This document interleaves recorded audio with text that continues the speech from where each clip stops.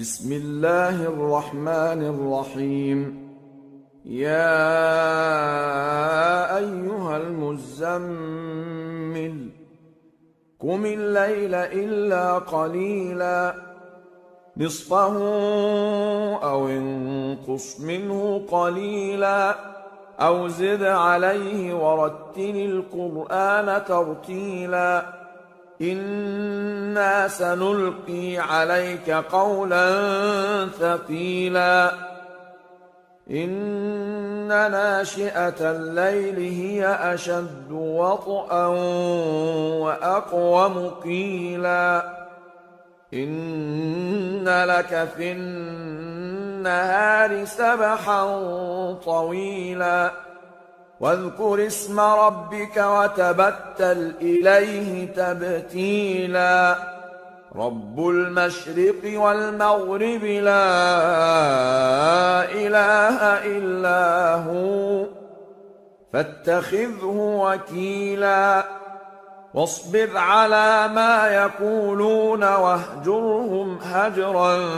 جميلا وذرني والمكذبين أولي النعمة ومهلهم قليلا إن لدينا أنكالا وجحيما وطعاما ذا غصة وعذابا أليما يوم ترجف الأرض والجبال وكانت الجبال كثيبا مهيلا إنا أرسلنا إليكم رسولا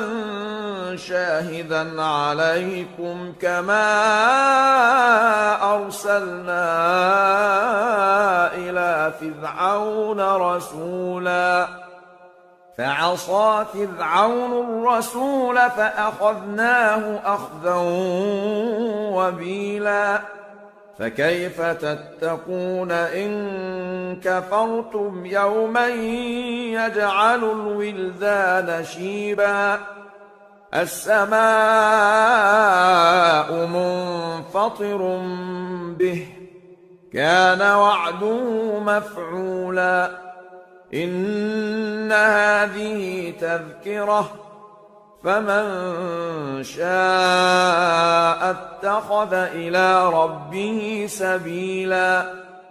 إن ربك يعلم أنك تقوم أدنى من ثلثي الليل ونصفه وثلثه وطائفة من الذين معك والله يقدر الليل والنهار علم أن لن تحصوه فتاب عليكم فاقرؤوا ما تيسر من القرآن علم أن سيكون منكم مرضى وآخرون يضربون في الأرض يبتغون من فضل الله وآخرون يقاتلون في سبيل الله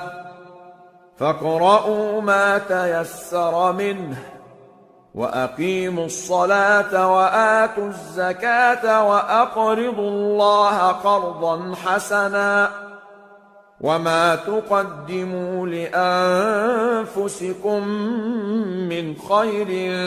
تجدوه عند الله هو خيرا